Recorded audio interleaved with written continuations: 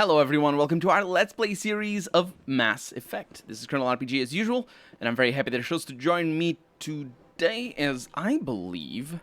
Ooh, look at that. We were talking about the Sadi and the Consort last episode, and that's where we are. I probably should have known because it was across the bridge. Welcome, I am Nelina. I don't recognize you as one of our expected clients today. Would you like me to see when the Consort will be able to meet with you? Can't I just go in?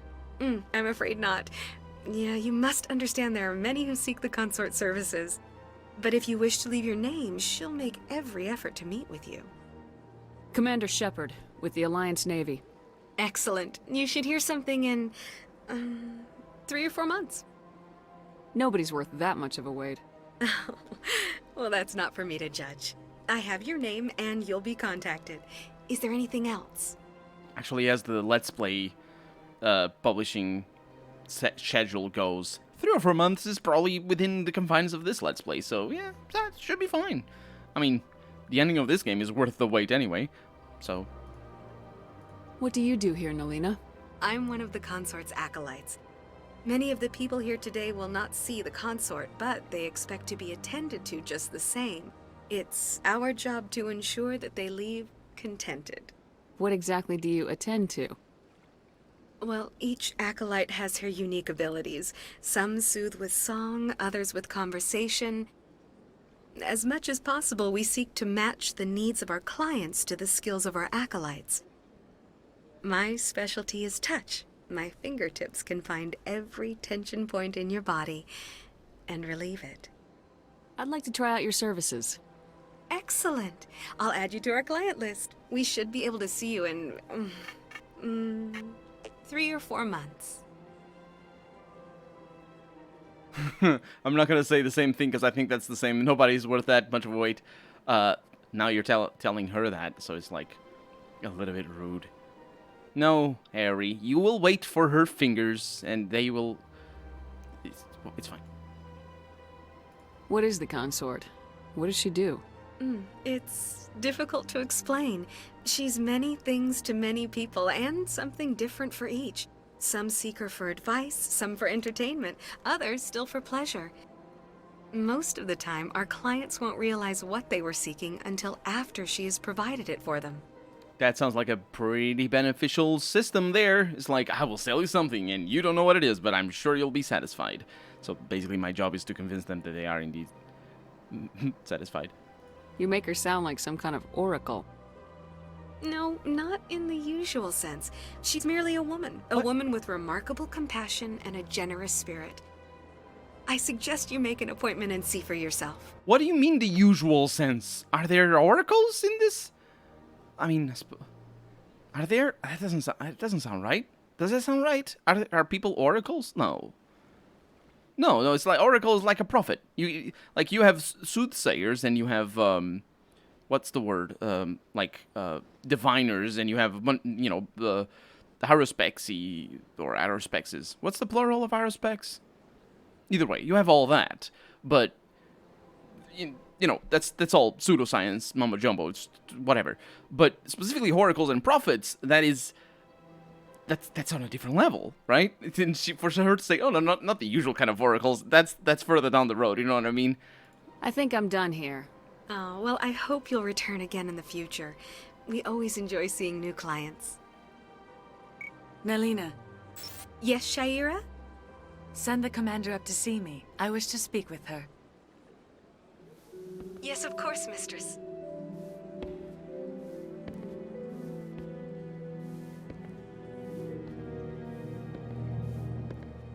Huh.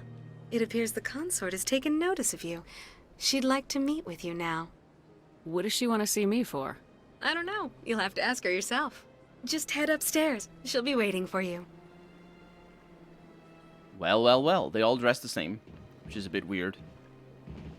Interesting as well. Although, there is a limitation on the Xbox... Well, for the console anyway, there's a limitation on the amount of textures you can include in any given level. And for this level, you'll notice... That's what I was saying as well before about how sparse everything is and all that. You'll notice that a lot of these textures here are super stretched, and so they make do. The level designers have to make do with as little information, as little texture detail as possible. And the trick is usually to make the details appear where you're actually going to look. You're not going to look at this wall in the middle. You're going to look at maybe that, maybe this thing. Look at this, or maybe at the edge of that table over there, rather than the middle of the table. Then that's how they do it, to make sure that the consoles can run this. But that's also the problem with that is that when there's a lot of NPCs, they also have to repeat the NPCs. Although it is weird that like, she's the boss of here, and why are you all, I don't know. I see even the humans find the consort irresistible. I haven't found her yet. Caden, please stop looking at the people. That's gross. Or unless it's the people that are here to serve. I don't know if that's gross then. This is my first time. I can't believe I didn't come sooner. Welcome. It is a pleasure to see you. Mm-hmm. You can't, come on, game. Come on, you can't say it's a pleasure to see me, because it's obviously, like a suggestive line there, the word pleasure, and then have that line immediately juxtaposed to him saying, I can't believe I didn't come sooner. And I was like, what? Please don't talk about that. You're with the Alliance? My brother's a private back on Earth. I know her voice actress. The consort is a wonderful person. She has quite a gift. How do I not know? How do I not? Oh, I can't place her. You're with the Alliance? My brother's a private back on Earth. She's from Diablo 2, I think. That voice actress. Maybe. Potentially. I can't remember it. Maybe Neverwinter Nights, the original one. It would make more sense. Actually, considering this is a BioWare game. Yeah. Anyway. A lot of voice actors just do secondary work. And it might even be a voice actress in this game who does secondary work. Because, for example, I don't remember the name of the voice actress that voices our main character. She also voices other characters in this game. That is close enough, Commander. I've heard a great many things about you since your arrival here in our Citadel. I don't like people spying on me. I apologize, Commander. I make it my business to know when important people arrive on the station. Many of them become clients. But that is not why I asked you here. I have a certain problem that could use your expertise. Get to the point. I have a friend, Septimus, a retired Turian general. I won't discuss the details, but he wanted me to be more than I could be. We had a falling out. Now he spends his days in Korra's den, drinking and spreading lies about me. If you would speak to him as a fellow soldier, I believe he will listen to you and let the matter be. What happened between you? I respect his privacy too much to go into the details. If he wishes to tell you what happened, that is his prerogative. I don't make any promises, but I'll see what I can do. Thank you, Commander. That is all I can ask. Appeal to his sense of honor. Remind him of his position as a general. If you can convince him to stop spreading lies about me, I would be very grateful. If you could stop touching me, I would also be very Now I must grateful. ask you to take your leave. I have many clients waiting to see me. This is, I didn't consent to any of this. Look at all the, what is this? That's a love pod. That's what that is. They go in there to do the protogenesis or whatever they're called. I forget. Whatever we learned about the Asari. Well, anyway, we're out of here. We have a mission. Interesting way of delivering that mission. You have to talk to two... They don't look the same, though. But the clothes are the same. I have to admit I'm a little nervous. That's understandable. Many are a little unsure what to expect their first time. Don't get me wrong. I've only heard good things about the consort. It's just... The unknown forces us out of our comfort zone. It forces us to be vulnerable. Exactly. That's just what I was thinking. Good. Then we are ready to begin. Well, they're ready to begin. Yeah, you need to talk to two of them. And then you get a quest given to you. You could deny it. I could have said no. But where's the fun in that? You want to do the side quests? Even... Well, usually in RPGs, what you want is, as a designer, I feel anyway, you want to avoid situations where some characters would feel obligated to not go on a certain quests. Like in Knights of the Old Republic, the first game anyway, there's this whole quest line where it's basically an assassination quest, and they're really not very interesting quests anyway. But that just adds to the problem, really, the fact that they're not interesting. But as a light side character, you don't want to do those quests. Not only because they do bring you further to the dark side in Knights of the Old Republic, but also because they're clearly, well, they're not actually clearly evil, but they're pretty evil. Because there's your assassinations and whatnot. Although you kill a bunch of people, so you can, whatever, it's just another one, right? But the game doesn't acknowledge the bunch of people that you kill all the time. Because, you know, that's RPG tropes 101, is you never care about the people you kill all throughout the game, but then the last boss, that's the one that you care. And if you kill the last boss, then you're an evil person. Or something. We have a Vin over here. Good to see you again. I'll see you later. Oh, look at that. This is the statue of a Krogan. Krogan. Yes, we have heard of them before. I want to see... So that takes us upstairs. Excuse me. Hi. Very sorry to have to bump into you and all that. CSEC Academy. Emporium shopkeeper. Wait, you have shopkeepers? That's interesting. It's like, what is this, medieval times? I know what it is. It's a role-playing game. Of course you have to have a shopkeeper. Otherwise, how would you be able to buy anything? Also, why am I getting stuck on things? Oh, it's one of the big ships thingy. They look like ships, and don't ask me. Ah, human. This one is greatly pleased to see you here in my decadent emporium. I like where this is going. Who are you? This one's face name is Delaninder, though many in this place simply refer to it as Delan. Please take time to examine the fine goods it has for purchase, all of great worth. What exactly do you sell? Only the finest and most luxurious items that credits can buy. This one is able to procure almost any item the human would desire, for a price, naturally. Why do you refer to yourself as this one and it? It's really... For the same reason that humans are so inquisitive. It is part of our culture. I was gonna...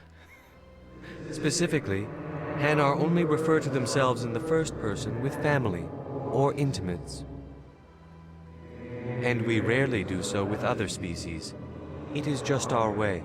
I thought he was gonna say, for the same reason you refer to yourself as I, because that's basically the same exact reason. I mean, it's not the same reason, in the sense that, you know, it's different choices, but it's because it's pronouns, that's how it works. Who are you? This one's face name is Delaninder. Please take time to examine the fine goods it has for purchase, all of Show me your items. Oh, this one is pleased to do so, human. You will not be disappointed. Interesting that we don't have an interface for selling. Or for buying in this case. Oh, we do. Okay. So we can sell. Right. Oh, we can see the items as well. Can we see the items? We can't rotate them, though. I wonder if we... No, they're icons, yeah. I wonder if we can see the items like this in the inventory screen. This feels very weird. Look at all that. It's all janky, although the Xbox 360 can't handle full HD, so it might be the reason why it's all janky. I don't think it can it? Anyway, we got codex entries. For secondary stuff, technology. No, we have that. Credits. Quote, creds. Quote, credits as well. Quote, money. Quote, bucks. Any quotes. The standard credit was established by the Citadel's Unified Banking Act as the currency of interstellar trade. The credit has a managed floating exchange rate calculated in real time by the central bank to maintain the average value of all participating currencies. Some regional currencies are worth more than a credit, and some less. Hard currencies can be stolen on or counterfeited, so electronic fund transfers are the norm. More importantly, this is also very interesting. Some of the stuff here, has not aged as well as other stuff in this game, which is just normal, par for the course, really, for old games and all that. But this stuff here, it can be stolen or counterfeited. The counterfeited bit, I suppose, it is impossible for... this hard currency is also not the term, I'm pretty sure. Hard currency I believe hard currency refers to fixed value currency. This is not fixed value, this is floating value. But I'm not sure even that is actually the term for fixed value currency. Anyway, the point is, crypto mining. What is it, crypto mining? What do you get? Bitcoins? Whatever. You get other things as well. Cryptocurrency. That's the word. Cryptocurrency can be stolen as well, just not counterfeited, I suppose. Although you can definitely scam people with it, or with not having it, but convincing them that you do. So electronic fund transfers are the norm. More importantly, physical transactions can... Sure. Physical transactions cannot be easily tracked, making them ideal for tax evasion or the purchase of illegal goods. When the Alliance, which is something that should be illegal goods. What are we talking about here? It's pretty obvious that there is enough of a control of goods in the council here that there are smugglers, because I think it was smugglers, what we read about or heard about before. But illegal goods sort of means, what? Is it alcohol illegal? Or umbrellas, maybe? Those are the illegal goods. When the Alliance joined the Citadel, its various national treasuries were linked into the credit network. A human with a bank account of Mexican pesos, Japanese yen, or Indian rupees can purchase any item priced in credits at fair market value. Fair market value. All economies that participate in the credit network are required to price items in both local currency and credits. Now, we are acknowledging that Mexico and Japan exist, and India. In a setting, hopefully, that doesn't have worldwide governments, like I was talking about before, about Star Wars having that. I don't think this does, but this is a good sign for it not existing. I guess we'll have to keep an eye out for that. It is also interesting that it references the treasury. But it's not. It's the treasury. I suppose it is. It's not like. It's not like our money is based on what the treasury has. It's not. It hasn't been the case in centuries. Let's see. So there's no reason to believe it would be 2 centuries from now. Non-council races. The Elcor are a Citadel species native to the high-gravity world Dakuna. The Hanar are a Citadel species known for excessive politeness. They speak with scrupulous precision and take offense at improper language. Hanar that expect to deal with other species take special courses to help them unlearn their tendency to take offense at improper speech. All Hanar have 2 names. The face name is known to the world. The soul name is kept for use among close friends and relations. Hanar never refer to themselves in the first person in conversation with someone they know on a face name basis. To do so is considered egotistical, so instead they refer to themselves as this one, or the impersonal it. Their homeworld, Kajay, has 90% ocean cover and orbits an energetic white star, resulting in a permanent blanket of cloud. Due to the presence of Prothean ruins on the world, many Hanar worship them, and Hanar myths often speak of an elder race that civilized them by teaching them language. Interesting. They take offense at improper speech. Which must be hilarious if any of them doesn't speak properly, because they're gonna be taking offense at other people and then taking offense at themselves. Or how does that work? Or just like everybody gets mad at each other, just like, oh, how dare you use ellipses with more than 3 dots? And they're like, oh, you didn't say the thing properly, or didn't use a comma in the right place. And then the other goes, oh, I'm speaking. I don't use commas in speaking. And then they just unleash the fisticuffs. And they have many of them. There's many of the fisticuffs. But it's the ship bit that really keeps me entertained. The part on top is what I mean to say. It looks like a ship. Don't ask me questions. We have a bank over here. Why are you calling them banks again? Because this is clearly not a bank. This is like a reception desk. Excuse me, sir. Lovely jacket. Hello. What's this? One of the Earth Clan. Ah, a very famous one, yes? You are the one called Shepherd. You were at Torfin, correct? You led the final assault against the enemy base, if memory serves. I don't like strangers keeping tabs on me. Forgive me, Earth Clan. My name is Barla Vaughn. My job makes it necessary for me to keep informed. I am a financial advisor to many important clients here on the Citadel. When someone as important as yourself arrives on the station, I take notice. Tell me more about your job. Galactic finance is incredibly complex. A mix of laws and regulations from dozens of interstellar economies. I'm an expert in how all these economies interact. For a fee, I share my expertise. I also offer premium services for those clients who need someone to conduct business without drawing unwanted attention. Discreet and efficient. That's my motto. Sounds pretty shady. Everything I do falls completely within the bounds of interstellar commerce law. Even so, many of my clients would prefer their transactions remain undisclosed. For example, suppose a Hanar ambassador was petitioning the council to reduce tariffs on Hanar goods. How would it look if he had money invested in a Hanar exporting company? Even if his true motives were to help his people, he would be accused of advancing the petition for his own personal gain. I can keep his personal finances private. Yeah, we wouldn't want people who have stakes on the matter making decisions that would imply that they get better financial gain, would we? Now, would we in this system? Would we not? It doesn't sound like a good excuse, actually. It might be the case, actually. It might be, like, this might be the reason why they would want their financial transactions undisclosed. But he's just whitewashing as hell. Whitewashing it as hell, because it's like,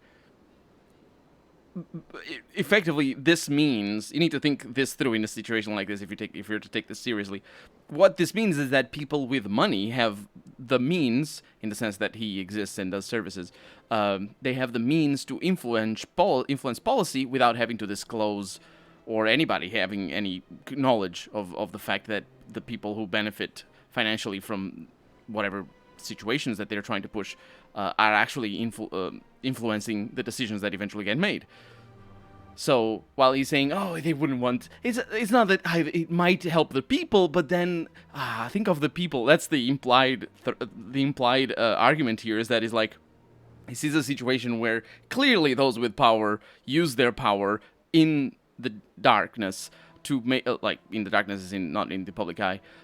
They use their power to make sure that they continue having power. Clearly, like that's his job. But his argument is that, oh, but you know, them using their power would benefit their people. But if they had to do it in the public light, then their people wouldn't be benefited anymore. To think of the people, which is the old excuse of like, oh no, we wouldn't want the billionaires to stop existing. Look at how many jobs they create. And this is just like, that's not how any of it works. It's just a made-up excuse. It's not. It's made up. It's a typical excuse, but it's just a nonsensical excuse. And in this case, it's also a nonsensical excuse. They are in to keep their own financial interests, not the financial interests of their people. I mean, also, it's not necessarily to the detriment of the financial interests of their people, but it's not the primary objective. Still sounds shady to me. Then we can only hope you will never be cursed with a large enough fortune to require my services. Well, doesn't that just put the cherry on top of the cake? You wouldn't want the curse of having money. Having money is so bad. Oof. Definitely. Think of all the things that you don't have to worry about, like paying your rent or worrying about the food you eat or how much time you have to do grocery running, or if you have to pay your taxes and whatnot. The having not to worry about that is so burdensome. So burdensome. What's it like living here on the Citadel? The station is without a doubt the greatest wonder in the galaxy. It is a technological marvel, but its true splendor goes much deeper than the hull and engines. From the Presidium to the wards, the entire station is a testament to the success of the Council. All the species of Citadel spaced together in a single, strong community. What makes the Presidium so special? It is the political center of Citadel space. 80% of all intelligent species in the known galaxy acknowledge the Council's authority on interstellar matters. But only the most powerful and influential species have embassies here on the Presidium. This level of the station is reserved for the elite, Shepard. People like us. We're actually the council isn't like they have authority, but it isn't.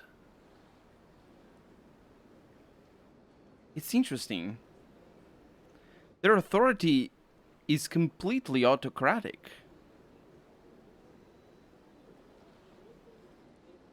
And it's not being immediately said out loud, which is interesting. I like that. I mean, the writing in this game is really good, because things have all the things have nuance, and you can read into them.